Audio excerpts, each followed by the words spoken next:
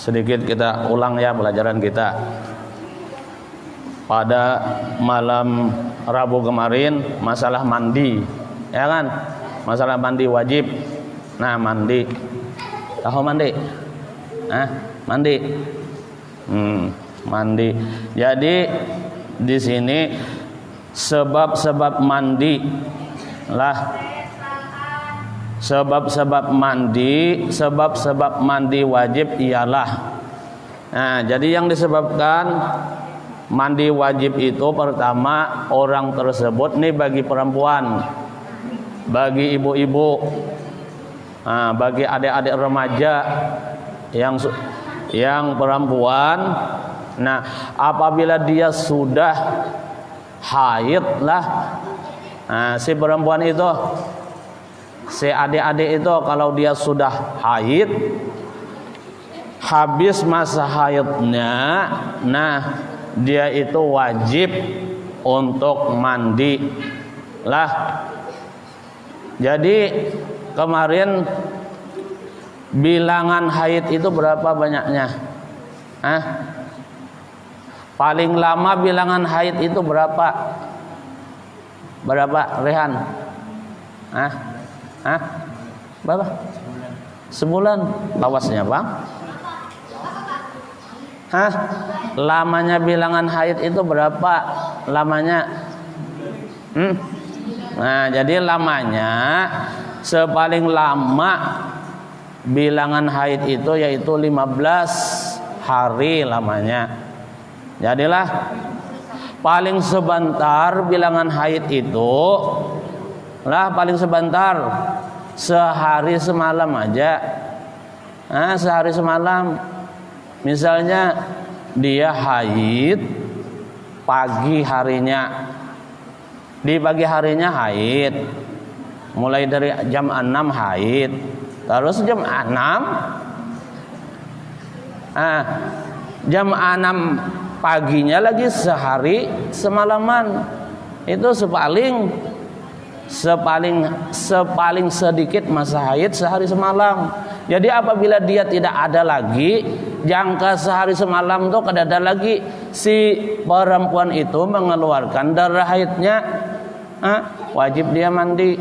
Apabila kada ada lagi lah, wajib dia mandi, kemudian dan wajib dia mengerjakan sembahyang. Lah, ini dengarkan. Kalau kamu punya adik, kamu punya istri, lah ajari istri kamu tentang haid. Ajari. Nah, jadi sepaling sedikit, sepaling sebentar haid itu ya sehari semalam, sepaling lamanya, sepaling banyaknya bilangan haid itu 15 hari. Sedangkan kebiasaannya 6 hari atau 7 hari. Berkisar segitu aja lah. Nah, kebiasaannya berkisar 6 hari atau 7 hari aja. Nah, apabila di dalam 6 hari, di dalam 7 hari kada ada lagi dia haidnya, wajib dia mandi dan wajib dia mengerjakan sembahyang. Lah, ingatin. Nah, jadi nang sebab-sebab mandi wajib ialah yang pertama haid. Yang kedua, ini juga bagi perempuan. Yang kedua yaitu nifas. Lah, nifas. Yang memiliki nifas ini cuma bibinian haja, lalakian kada ada. Lah, lalakian kada ada yang bernifas. Bagi si bibinian haja. Bagi si perempuan haja yang memiliki nifas. Ini nifas itu serupa dengan darah juga, darah nifas. Lah, ini darah orang habis melahirkan. Jadi habis orang melahirkan tuh ada darahnya, itu dinamakan dengan darah nifas. Lah, darah apa namanya ya? Darah apa? Apabila bibinian ibu-ibu habis melahirkan, kemudian ada darahnya, dinamakan darah apa? Dinamakan darah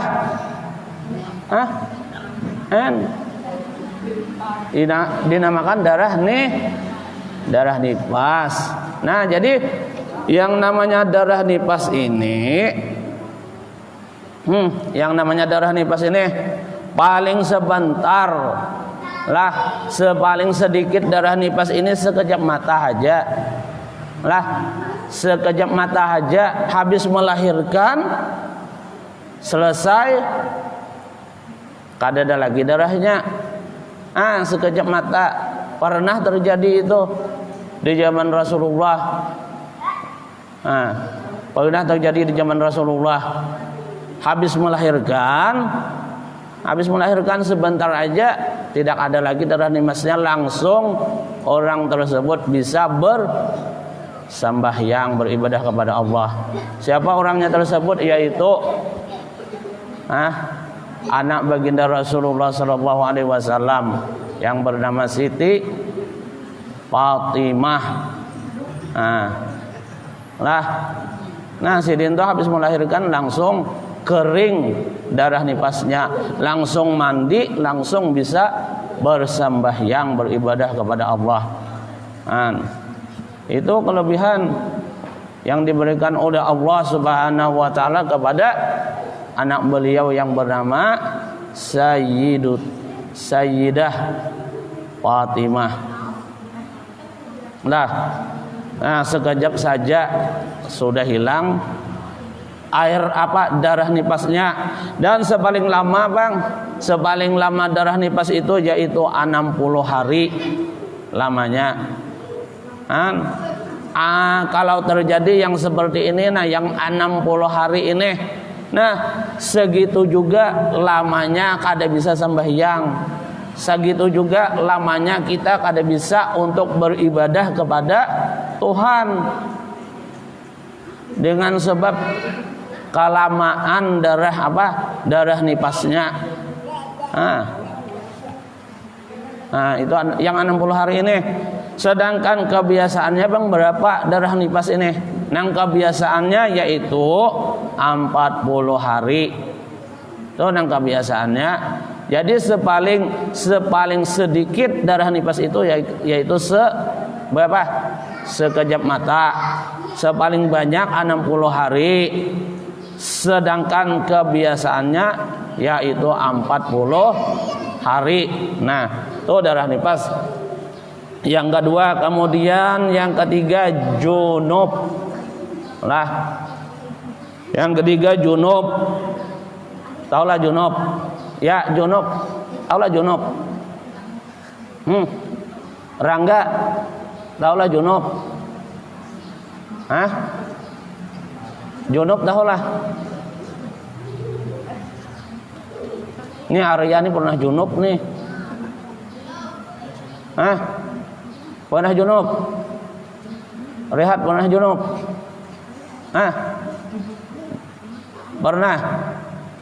Pernah junub? Enggak ada jawaban nih. Jadi yang ketiga junub karena keluarnya air mani. Dengan sebab keluar air mani, itu namanya junub. Dengan sebab keluarnya air sperma, itu namanya junub. Pernah? Rehat pernah? Pernah?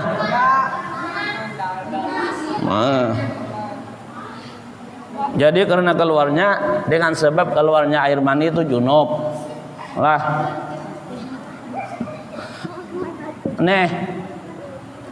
Hendak mengetahui air mani, kalau habis bangun dari tidur, basah sarungnya atau basah celananya, dengarkan pes.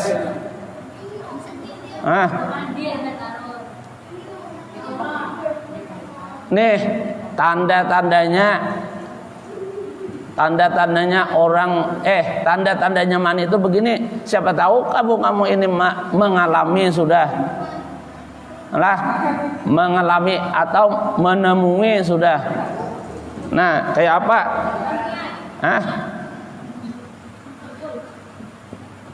Jadilah mani itu, air mani itu dikenal bila air mani itu nih, maaflah, memang kayak gini bacaannya.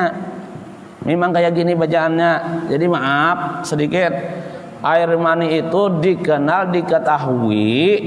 Nah,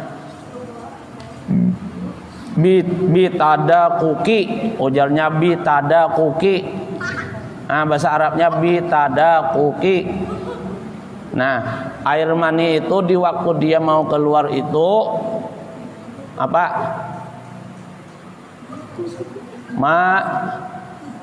Meluncat. Iyalah. Nah, jadi keluarnya air mani itu meluncat. Iyalah. Pernah mengalami? Tuh. Bila yang seperti itu tuh tandanya kalau mau ini kita mau mengenali.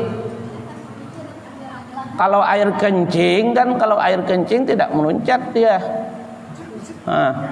Yang namanya mani ini keluarnya itu meluncat. Apa ya kata-katanya apa?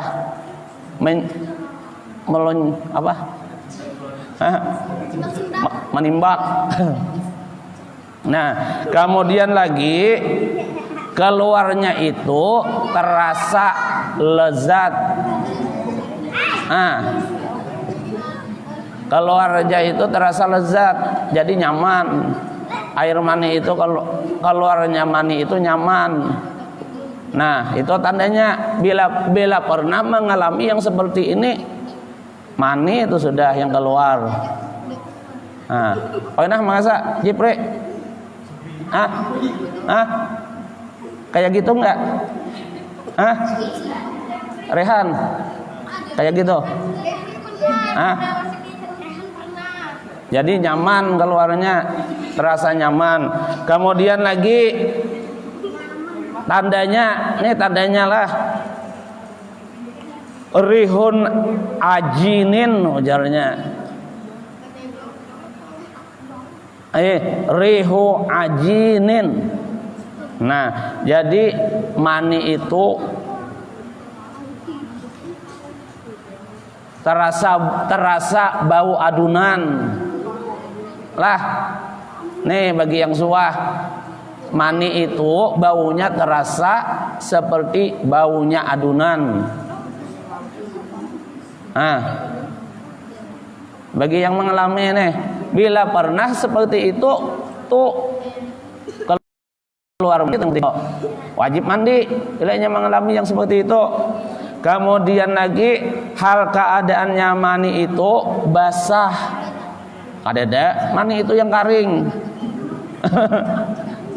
Kadada mani itu karing. Keluarnya tuh kadada yang karing. Kecuali kekaringan keluarnya malam, mandinya subuh, karingnya. Jadilah keadaannya air mani itu basah, dalam keadaan basah kadada, keluarnya itu dalam keadaan karing. Kemudian au bayadu bidin. Nah, jadilah air mani itu pulang dikenal air mani itu seperti seperti putihan telur itu seperti putihan telur. Putihan telur dipecah ada putihannya. Kalau yang seperti kuningannya bukan. Jadi yang namanya air mani itu seperti putihan pecahan telur itu kayak gitu. Jadi bila kamu sekalian, siapa aja yang mengalami yang seperti ini, pertama keluarnya itu meluncat, kedua terasa lezat, ketiga seperti bau adunan, keadaannya basah seperti puputihan telur, seperti puputihan telur. Nah, ya kalau bagi yang suah nih, nah itu namanya mani. Nah lah hala kaunihi japan ya, keadaannya kering. Nah lah ya kalau, nah sudah, karena sudah, bila mengalami kamu sekalian siapa aja yang seperti ini, wajib dia mandi. Tuh kada didustakan lagi, itu namanya mani yang keluar yang seperti itu. Nah sudahlah, jadi bila keluar air mani atau air sperma, wajib dia untuk mandi.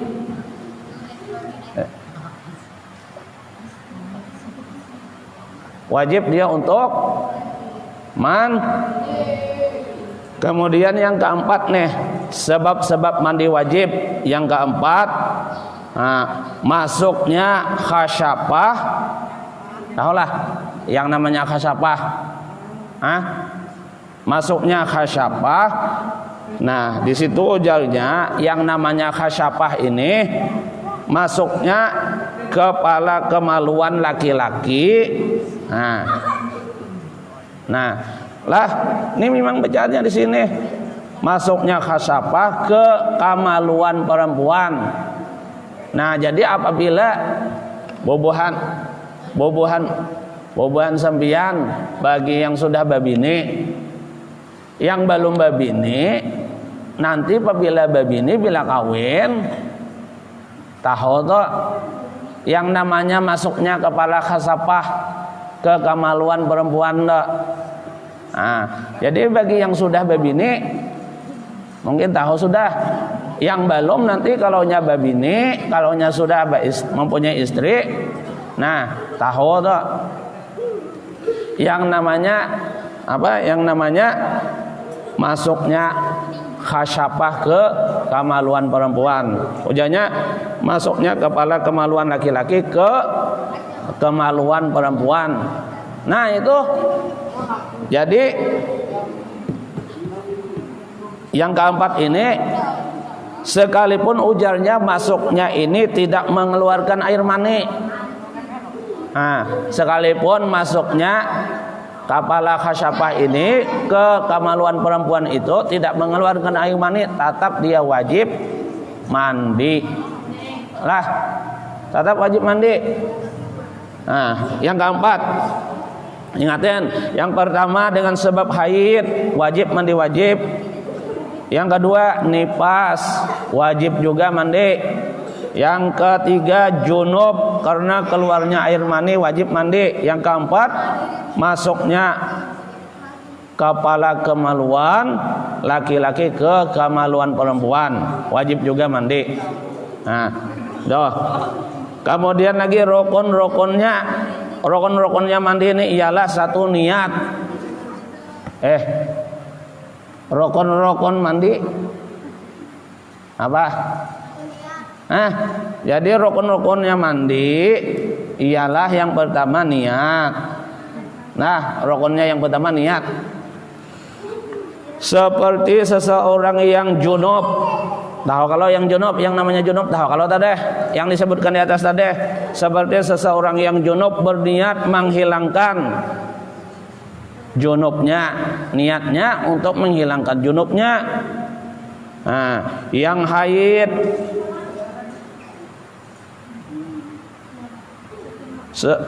seperti seseorang yang haid niatnya menghilangkan haidnya. Seperti seseorang yang nifas niatnya menghilangkan nifasnya. Kayak apa niatnya? Niatnya kayak apa? Ini bagi orang yang junub niatnya kayak apa? Niatnya seperti nawaitu raf'al janabati. Nah, itu niatnya. sahajaku berangkat junub. Tuh niatnya. Bagi orang yang haid, niatnya apa? Nawaitu raf'al haidi. Nah, apa? Aku berniat untuk merangkat haid. Ini bagi perempuan. Kemudian lagi nawaitu raf'al nifasi. Ini bagi perempuan juga. Niatnya merangkat. Niatnya merangkat apa? Nifas bagi perempuan. Nah, itulah. Atau ia berniat istibahatus shalah. Nah, dia niatnya berniat dia untuk membolehkan sembahyang di waktu mandinya dah. Kemudian lagi apa? Atau apapun ibadah yang harus mandi untuk melaksanakannya. Nah, seperti apa? Nah, jadi atau apapun ibadah yang harus mandi untuk melaksanakannya, atau apapun ibadah yang berhajat kepada mandi untuk melaksanakannya.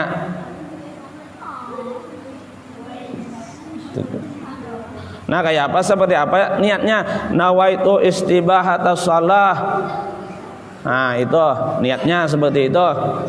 Berniat dia untuk membolehkan untuk mengerjakan sembahyang, atau berniat dia untuk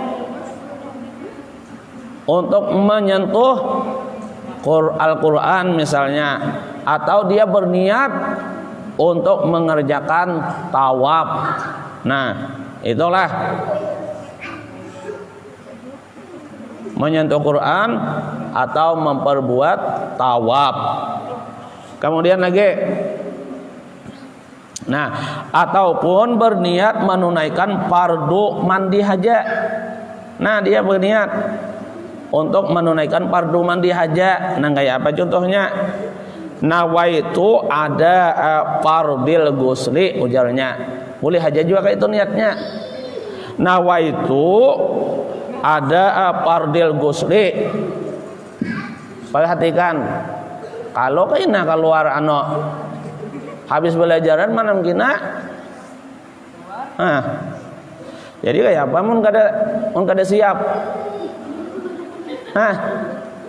mun kada siap, bacaannya kada dipelajari, duluan junub, ilmunya belum tahu lagi kayak apa?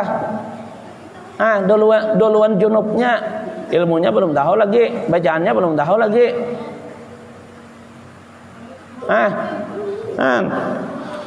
Jadi ujarnya boleh haja juga nawaitu ada fardil gusli, boleh haja juga berniat dia untuk menunaikan fardu mandi. Boleh juga kayak itu niatnya.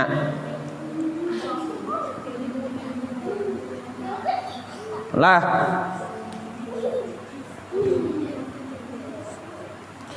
dan wajib menyertakan niat pada awal bagian badan yang dibasuh sewaktu mandi. Jadi kayak apa nih? Dan wajib menyertakan niat pada awal bagian badan yang dibasuh sewaktu mandi. Nah, di mana awal bagian badan di mana? Misalnya kamu awal bagian badan, misalnya kepala yang kamu basahi. Misalnya bagian kepala yang awal kamu basahi di situ, misalnya kamu mengandak niat di situ, misalnya bagian tangan misalnya ini termasuk anggota badan. Kalau tangan ini, bagian badan juga ini, awal bagian badan di sini kamu basahi bagian tangan, di sini kamu mengandak niat. Kayak apa itu? Awal bagian badan yang dibasuh sewaktu mandi, dan wajib menyertakan niat pada awal bagian badan yang dibasuh sewaktu mandi. Itu. Kemudian lagi Yang kedua, menyampaikan air ke seluruh tubuh. Jadi rukun mandi yang kedua ini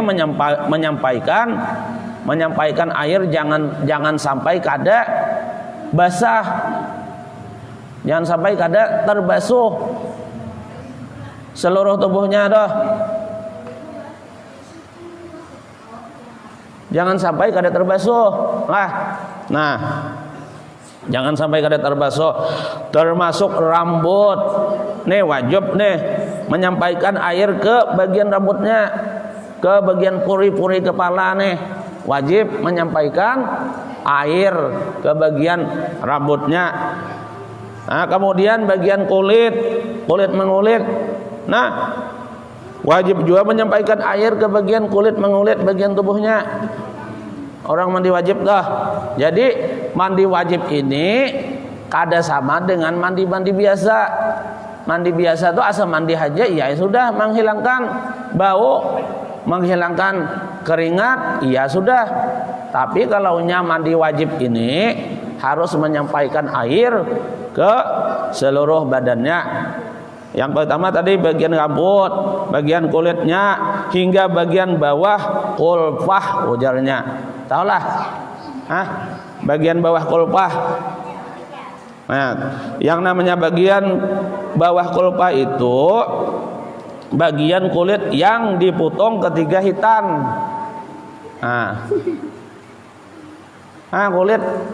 Bagian kulit yang dipotong di waktu bersunat tuh orang bersunat. Jadi bagian kulit yang dipotong ketika waktu bersunat. Nah, wajib menyampaikan air ke bagian situ juga. Beda kalau dengan mandi biasa harus merata air ke bagian kulitnya. Nah, jadi ujarnya hingga bagian bawah kulfah, yaitu bagian kulit yang dipotong ketika waktu disunat. Nah, yang belum dihitan, bagi orang yang belum dihitan, orang yang belum disunat, orangnya belum lagi bersunat, sudah junub, katuhaan sudah hanya bersunat, balik sudah hanya bersunat. Jadi orang yang seperti itu wajib menyampaikan air ke bagian borongnya yang belum disunat itu. Bagian kulit yang dipotong ketika dihitan. Kulit ada bagian di situ wajib juga menyampaikan air.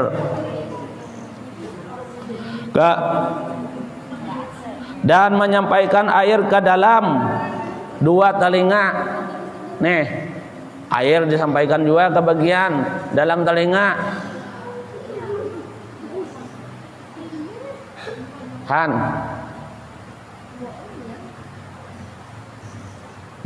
Ke bagian dalam telinga wajib menyampaikan air di waktu mandi wajib. Kemudian lagi ke dalam dua telinganya, bagian lubang serta celah-celahnya. Nah, bagian lubang-lubangnya, celah-celahnya wajib menyampaikan air juga. Nah, dan bagian dalam pusar. Nih dalam pusar nih, kalau kada terperhatikan bagian dalam pusar. Wajib menyampaikan air ke bagian dalam pusat, bagian pusar kita di waktu kita mandi wajib. Menyampaikan air bagian pusar juga, bagian dalam pusar juga di antara dua pantatnya. Juga di antara dua pantatnya. Dua pantat tahu kalau wajib juga menyampaikan air, dan wajib juga membasuh apa-apa yang nampak dari kemaluan seseorang perempuan. Ini bagi bibinian nih, bibinian yang mau mandi wajib. Jadi dan wajib juga membasuh apa-apa yang nampak dari kemaluan seorang perempuan ketika ia jongkok untuk buang air. Di waktu dia jongkok apa-apa yang dilihatnya waktunya jongkok untuk buang air dah di bagian apa? Di bagian kemaluannya dah. Wajib juga menyampaikan air ke bagian situ bagi perempuan. Nah, kemudian lagi rukun mandi yang ketiga, menghilangkan najis. Nah, menghilangkan najis di badannya jika ada. Amunnya ada di bagian badannya ini najis, hilangkan dulu najisnya. Hanya melaksanakan mandi wajib. Misalnya ada kotoran kah? Misalnya kita punya anak. Misalnya kita mempunyai anak nih. Bagi bapak-bapak yang sudah mempunyai anak kecil, tidur bersama anaknya, misalnya anaknya biul, terus terkena kotoran anaknya di bagian badannya, kan najis itu. Najis nimpil di bagian badannya. Nah, jadi menghilangkan najis yang ada di badannya itu termasuk apa? Termasuk rukun mandi juga lah. Nah, kalau di kitab lain itu ujarnya kalau ada di anggota najis ainiyah yang tidak hilang dengan sekali basuh, maka wajib menghilangkan lebih dahulu, ujarnya itu di kitab yang lain. Nah, lah habis sudah. Kemudian lagi tuh apa rukun-rukun mandi, kemudian sunatnya nih, sunat-sunat mandi. Yang pertama, sunat mandi itu membaca bismillah. Sunat-sunat mandi apa? Yang pertama, apa? Cat. Orang hendak mengerjakan mandi wajib itu nang disunatkan, nang disunahkan apa? Di antaranya, yang pertama membaca bismillah. Nah, diawali dengan membaca bismillahirrahmanirrahim. Awalannya mandi dah. Nah, dengan niat tabaruk. Kemudian lagi membasuh dua telapak tangan 3 kali. Nah, itu sunat membasuh dua telapak tangan 3 kali. Nih, basuhi hulu, basuhi 3 kali itu sunat orang hendak mandi wajib. Kemudian lagi yang ketiga berkumur-kumur. Sunnah juga. Yang keempat memasukkan air ke hidung dan seterusnya sampai selesai berwudu. Lah, yang kelima menggosok badan, menggosoki badan ini sunat juga sebelum mandi itu. Nah, menggosoki badan, gosoki dengan sabun enggak? Nah, jadi sunat tuh. Kemudian lagi 3 kali membasuh kepala lebih dulu. Nah, 3 kali membasuh kepala lebih dahulu. Kemudian kepala lebih dahulu. 3 kali membasuh kepala lebih dahulu. Kemudian badan. Nah, kemudian badan bagian kanan dan kemudian badan bagian kiri. Lah, nah habis sudah masalah sunat sebelum melaksanakan mandi wajib. Nah, habis.